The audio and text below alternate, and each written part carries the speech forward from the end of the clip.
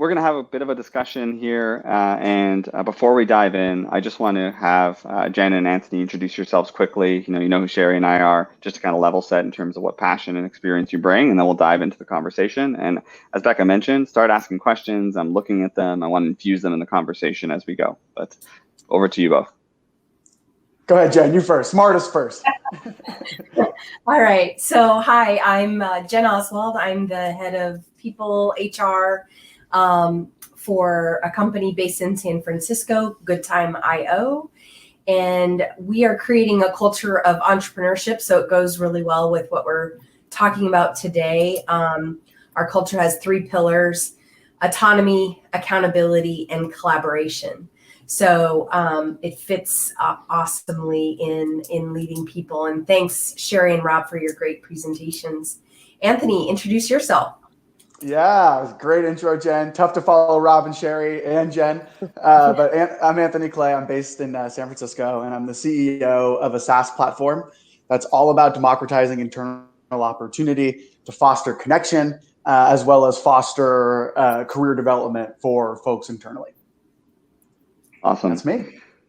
Thank you both. You heard a lot from Sherry and I, so my first question is going to be kind of directed to Anthony and Jen. And I guess, so you heard the 2 presentations, and I just wanted to ask, what's one point that you'd want to emphasize from the sessions based on what you've seen be successful? Maybe it's something that's missing though, right? Maybe something you would add, but I just want to kind of get a sense of what you took away or what you think is really important to bring up based on the 2 topics of remote work and uncertainty, engaging through uncertain times. Go ahead, Jen. You start us off. All right, thanks. Well, I think both of you had a strong emphasis on empathy.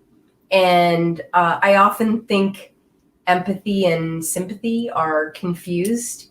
And so really understanding what it means to be empathetic. And I think, Sherry, like you really hit home on this of being real, being genuine. It doesn't matter if you're face to face or if you're on video. I think the need for that realness is amplified. And if you can't understand that with people, I think, maybe, HR is not the space for you, because I think that's what we have to help with. So I'll pass it over to you, Anthony. What do you think? No, spot on. Radical empathy is what I like to call it. It's so true. It's so needed in all times, but especially the times we're living in. The thing I wrote down a couple things. Sherry, Rob, you were just dropping gold nuggets the entire time. The thing that I wrote down that I underlined was, Rob, you talked about there's no such thing as over communicating, and it just hit me. It hit me in so many places. I love that. And just to build on it, there's no such thing as over kudos, I like to say. There's no such thing as, and again, inauthentic, disingenuous kudos is never good. But this notion of constantly giving positive reinforcement, constantly creating a culture of positive mindset is so important in these remote times. And so just love that over communicating bit, over kudoing, no such thing. Awesome. Love that. I spent 11 years helping companies with recognition strategies, and the impact it has in that world of over appreciating is unbelievable. So I appreciate taking some points from the talks. Maybe again, back to kind of Jen and Anthony, was there anything that we missed, right? Anything that we didn't talk about that you think, that you've seen support remote management or engaging through uncertain times that you'd want to bring up as part of the conversation? Go ahead, Jen. Go ahead, Jen. I love you leading off. You're just crushing it. It's great. We'll keep the same cadence. Thanks. So I think just 2 points. I don't know that it was necessarily missing, but I'd like to emphasize a little bit more. One, as we're talking about the need to be on video, to be empathetic, look at everything that's going on in people's lives. I think the flip side of that is Zoom fatigue is real. I've had a day where I've had 16 meetings on Zoom, and I am so emotionally exhausted after that. And so the gift I like to give to people is kind of, I think what Sherry, you mentioned, pop in, say hi, show your engagement, but give people the option also to be off camera. Mhm. I think that that's important. And then to add to Rob's remote work playbook, I think another pillar I would add or squish in the middle of the first two is I think how you onboard people is way, I mean, it's always been important, but way more important right now because, I'm one of those people that changed jobs during a pandemic. Don't regret it for a second, but the onboarding experience and how you learn about the culture, the people, engagement, we have to foster that in order for people to be really successful. Mhm. Great. Yeah. Thank you. Anthony. Couldn't agree more. The Zoom fatigue is so real. Feeling fatigued right now. No, I'm just kidding. So I think again, not missing, just a sort of added bit on top of what Rob and Sherry shared. This idea of continuous feedback and the importance of sort of measurement in sort of getting a pulse on your employees. It's so important to look at that data and feedback with nuance. And what I mean by that is departmental nuance, demographic nuance. I mean, we're living in such turbulent times, whether you're looking at the US, Canada, India, Nepal, China, places in LATAM, there is so much going on and people bring that to the workplace. And so employee engagement is not a monolithic topic. It's actually super personal and individual. And so when you're looking at data, you're looking at measurement systems, it's so important to cross-tab those by unique attributes of your employees to really get a clear picture on what different individuals are experiencing. So just add that on top of this notion of continuous feedback is nuance is so, so important. Yeah, one size fits all may not cut it, right? So appreciate that, Anthony.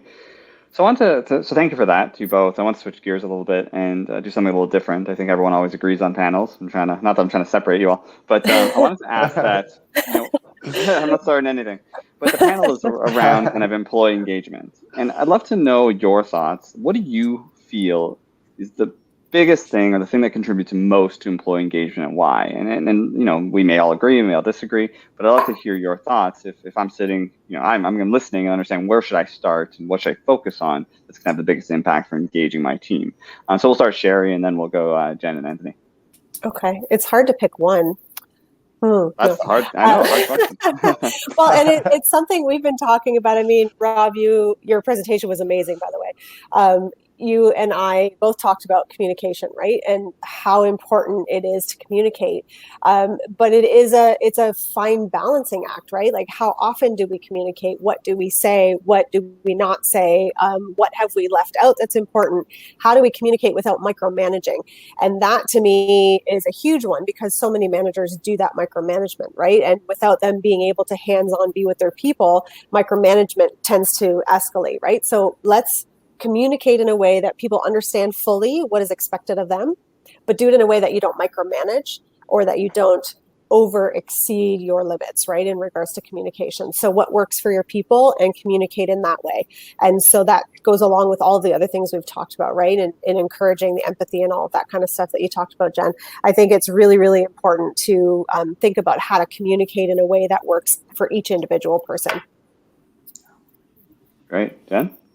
Yeah, I think I'm going to emphasize a bit what you mentioned, Sherry, and maybe say it in a different way. Mm-hmm. I think if you go back to the fundamentals of learning and how people learn and how many times they need to hear something, do something, I think the modes of communication need to vary and you need to really understand how long does it take for things to stick. So it's almost like the change management aspect of of our cultures and of our roles, I think again is amplified right now, and I don't think that that's going to change. I think that that's a skill we have to have as business leaders to make our people successful. So looking at, there are tech solutions to help you reinforce things like a company intranet, but newsletters, whether it's digital or just over email, town halls, then, trickling that down into team meetings and daily stand-ups. So just like figuring out what are your communication modes and how do they vary, and just being very relentless about how you do that. I think helps. Right, Anthony. Yeah, I get the privilege of going last. I can just say, yeah, all of that, because truly all of that. In my work, I think a lot about DEI and how DEI and productivity come together. And I'm a big believer in data shows how important fostering feelings of belonging is to employee engagement. And you can look at 2x, 6x, but there's just such a strong relationship between feelings of belonging and being engaged with your organization. And one of the things that Rob said, because belonging is an outcome, belonging is driven by inclusion, which is also an outcome, driven by more connectedness. And I think, Rob, you hit it when you said intentional remote social coming together or remote networking. It's so critical. We're living in a time where even before COVID, most people's networks are homogenous in terms of thought, in terms of demographics, in terms of where they come from. They're sort of incredibly kind of similar looking, similar thinking individuals. And in that way, that really, if you're kind of only looking at yourself, you're only talking to people who look like you, think like you're not branching out to others in the organization. And every organization has great, awesome diversity. And in a pandemic, in this remote world, networks are just becoming more and more homogenous. People are not actually breaking out to create heterogeneous connections.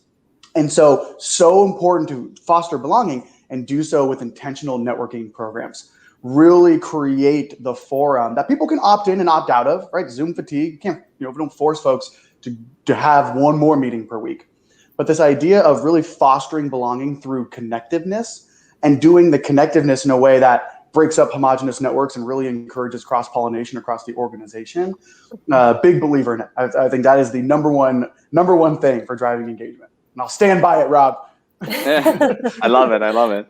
So I see a question to Jennifer I want to get to in a moment. And if there's any other, please put it in the Q&A. I want to make this definitely interactive. But I want to open it up to the panel just to comment on some of the items that were mentioned there. Like, have you lived and experienced, really great results in terms of, again, focusing on some of the items that you had all brought up, or something tangible that, you've seen or experienced that our listeners can take back with them. So I just want to open up based on some of the items mentioned, what you might be thinking or to add a bit more color.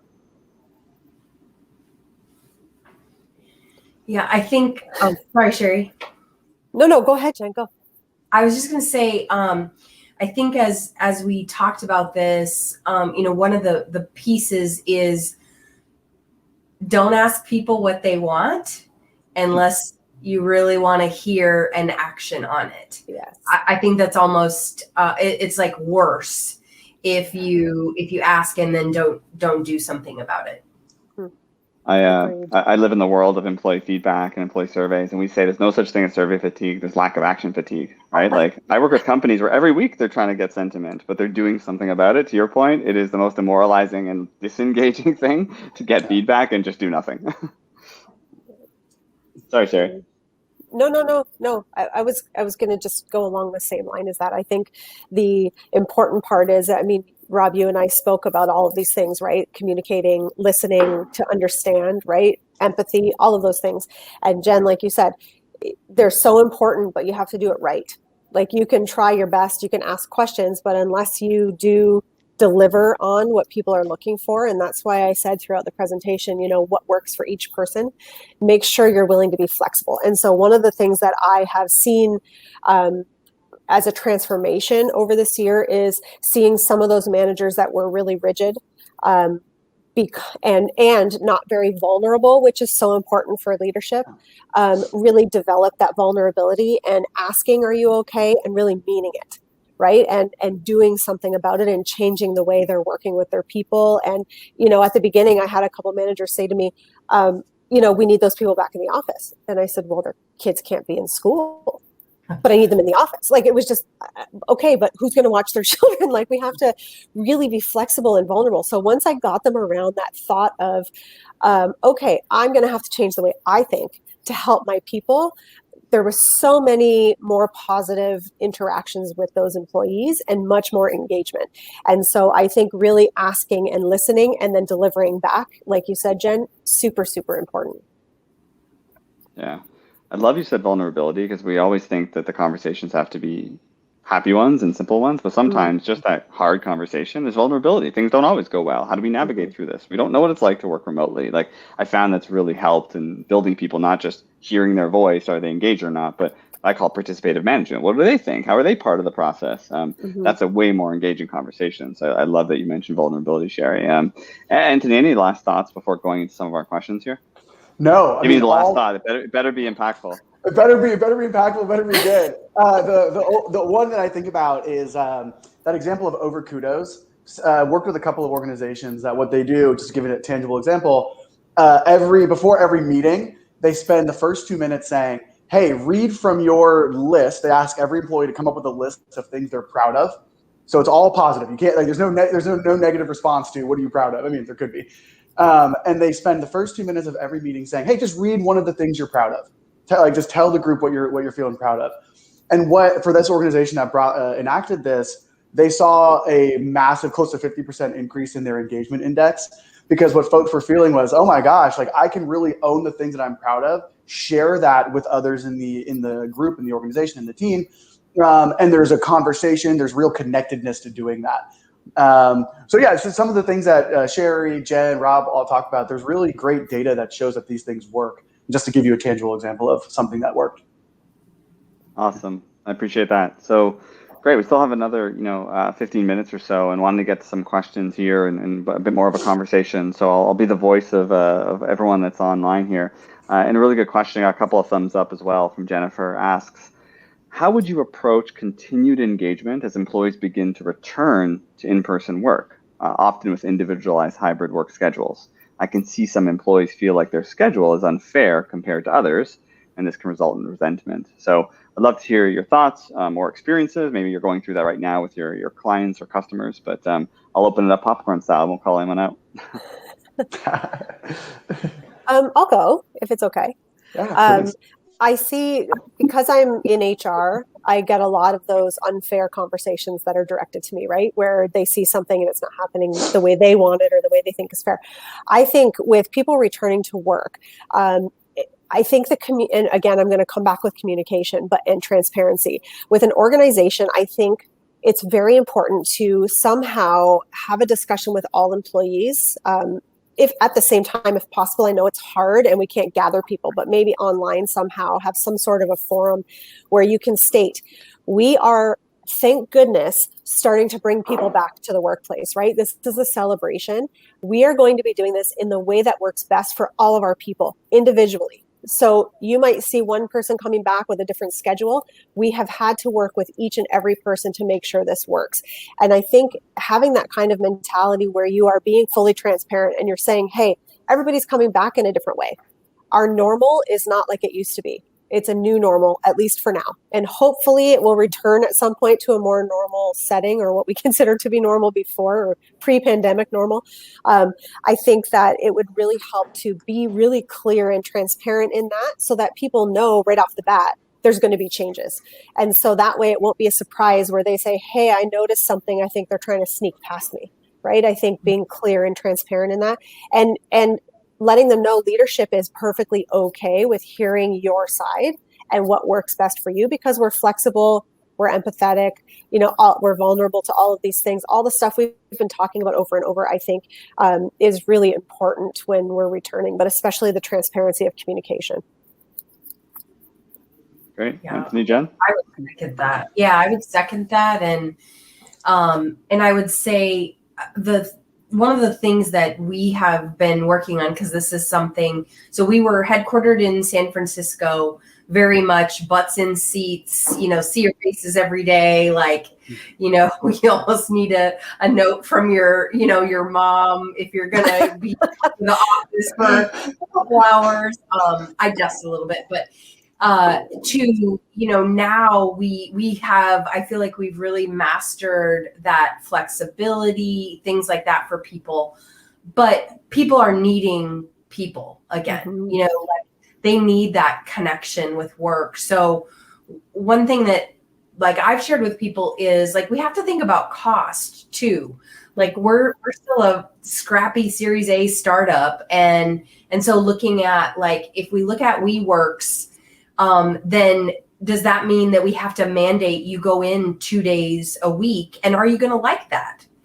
And so just very much being transparent about like, this is like the cost benefit analysis, and we need your help in thinking about that and building the future. And then the second thing is like, we've committed to, as soon as it's possible, we'll bring everyone in, most likely to San Francisco, and we'll just like get to meet each other. A lot of us have never met each other face to face. So I think those kind of things help, but every place is going to be different, and you're never going to make every employee happy. So you just have to be okay with that. Yeah.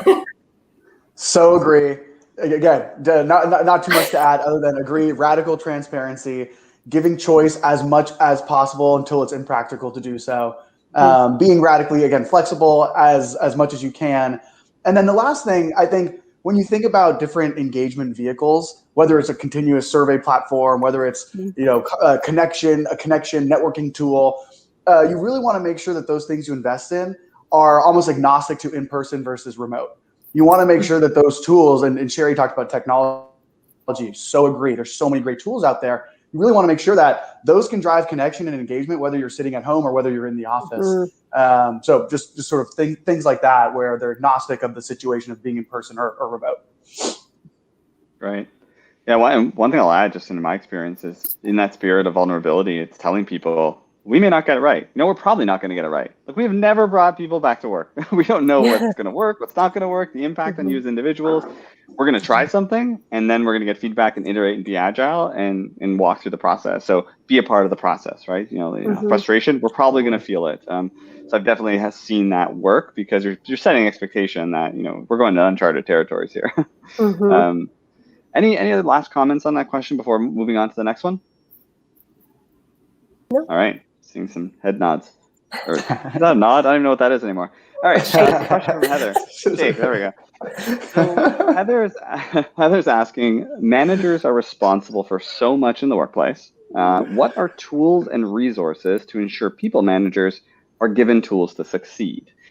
So it's a big, hairy question. I think there's a lot when it comes to tools and resources to ensure people managers are given tools to succeed. But what comes to mind to you all? Go ahead, Sherry. No, you go. I'm going to make Anthony go first. You're always go. at the end there. I can go first. Yeah, I'm always down to go first. So I think let me answer it in a radical Anthony way, and then kind of get to the core of the question. The radical Anthony way is, it's so critical from just a mentality perspective that you're thinking about tools that ultimately drive accountability. I think Rob said it really well, that driving engagement, checking in on wellness, is not just HR's job. It's actually an incredibly democratized job. It's sort of everybody's job, but it's certainly your leaders and your managers. And so tools to succeed, park that for a moment, but just mentality-wise, driving accountability and making sure whatever tools and resources you give can ultimately be measured. Like, you can actually measure the activity and the actions you have of your managers is so important. Tools and resources, think about playbooks are always great. Survey tools are always fantastic. Like Rob mentioned, I don't work for Worktango, but Worktango, that kind of sentiment analysis platform where you are continuously checking in on employees, giving managers access to the results of those surveys is really, really critical. But yeah, playbook and surveys and continuous survey feedback platforms are my favorite ones. Popcorn, Jen? Yeah. Jen, go ahead. I think those are great suggestions, and I would really just amplify that and say also it depends on the evolution of your business. And I'm really big on Google Docs, Google Sheets, just that sharing. creating surveys through Google Forms. If you're not able to, invest in some of those, other platforms that help. And I think just depending on your communication cadence and things like that and how you can assist managers, there are some really great tools out there for like one-on-one feedback and 360 feedback, and incorporating that into kind of the employee experience as it relates to the direct correlation with whoever their leader is. So maybe just looking at tools like that, like 15.5 is a great one. Lattice, I think, is another great one. I'm sure there are others that people can share, but if you have a bigger budget, I think that those are tools that can help our managers succeed. Mm-hmm. Yeah, very, very good points. I second both of your feedback. It's great. For me, it's too, how do we gauge the success of our manager? What does that mean? Right? So giving them the clarity to understand what their success is, how is their success rated? But then also, for me, a lot of management success is the success of their teams, right? The success of their people. And I think a lot of success is driven by something you talked about, Anthony, with recognition, right? And so giving your managers and employee peers the opportunity to recognize their fellow workers and their teams, and for teams to be able to recognize up to their manager as well. So there's a lot of tools out there that offer that. But I think recognizing hard, good work it allows for a manager's success, because it shows people they're successful, which makes them want to try harder to achieve that as well, and to continue doing what they're doing well, right? And so just to add on to that. I love what you said, Sherry. Like, because the question is asked, like, how do you give resources to ensure managers succeed? Well, what's the definition of success, right? If we don't define that or have a dashboard for leaders, and typically that's people metrics and also business KPIs that your team or company cares about, like, how do you get to success if you don't define what it is? So really love that. Only other thought I just had on this is that when I think about enabling people, I think there's tools. But tools are the technology enabler of it. The next part is process. Like, fundamentally, what do you want to accomplish? What do you want to happen? Like, don't start with technology. And again, I work for a technology company, but don't start there. Fundamentally, to identify, like, what are you really trying to accomplish? And then kind of the technology will play in, or you'll get the right one that works for you. I've seen many people kind of go down the wrong road from that perspective. Any other last comments from the esteemed panelists before the last question? That's a great point. No. All right. So thank you for that, Heather, for that question. I'm going to ask one last question that's on here, and then one last question to you all to end us off in the last 5 minutes. So the last question that came in from the group was from Amy. Are there any remote engagement tools that you've had success with using?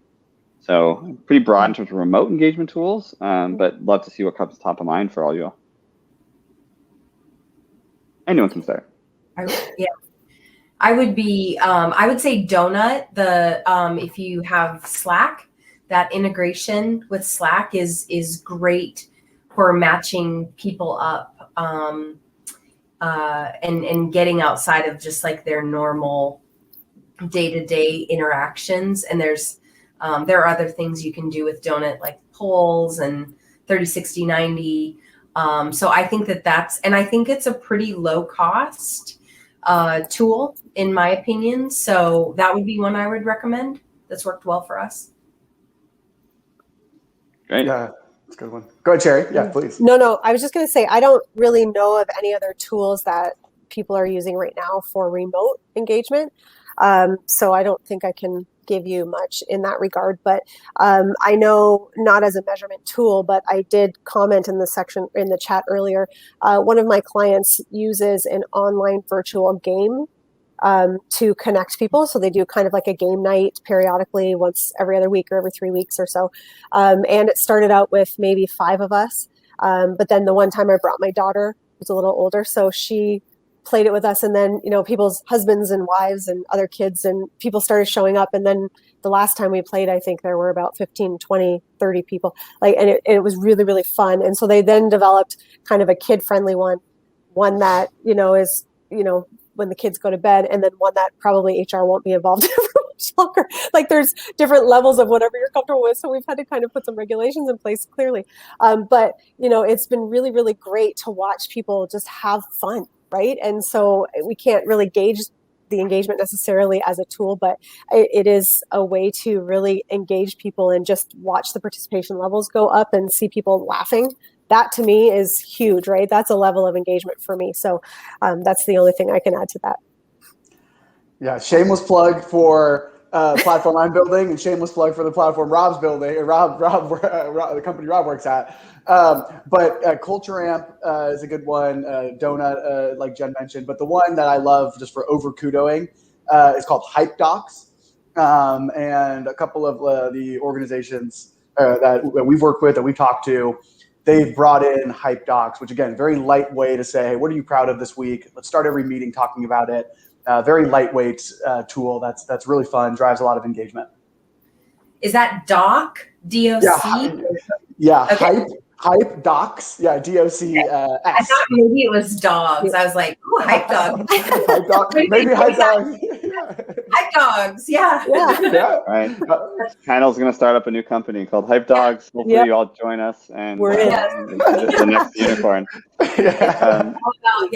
Engagement. I would add to that, and I think it is also Slack integration, Goodos, and it's Goodos, and it's a way to give kudos through Slack. Yeah. And so just one idea to iterate, and again, these are like free, things to do, is we see who weekly has given the most kudos and who's received. And we have an award every week where we talk about those two things. And that goes a really long way for engagement. That works for us anyway. That's great. Great. All right, now we have about 1 minute, and my last question, hopefully you can fit it all in, was, so first I appreciate everyone sharing the discussion and thoughts and questions from the crowd, but if you were to give one piece of tangible advice someone could do tomorrow to improve engagement in this world for their team, what would that be? Anthony. Fine. We always go first, so you go first. I'll go for it. I'll keep it super pithy. So one, I think if you have existing listening systems, think about ways in which you can cut that data in some kind of nuanced way across department, across demographic. Again, take your existing data set and cut those by different attributes so you can really get pointed about different pain points when it comes to engagement. And then lastly, whether it's tools or whether it's coming up with your own kind of program manually, but really think about ways to foster belonging and connectiveness through some kind of networking program that folks opt into. Really, really powerful. Right. Yeah. I'll call it Sherry now. Okay. I mean, like I said before, it's so hard to pick one thing, but I've said communicate. I would recommend that people really rethink the way they're communicating. Is there a way to do it better? And really to do it in a way that you're really, really listening, and that you're willing to, like Jen said before, take action when somebody tells you something. But as well, communicating with your company as a whole, like I said before, so that everybody's on the same page all the time. They know what's happening. Nothing's going to come as a surprise. I think that's something that people should really take away. Yeah. I think the side of communicating that I know we've said, but I really want to emphasize is the active listening. So creating more space for listening, whether it's one-on-one or in smaller groups. I think facilitating that where people really feel heard is very strong.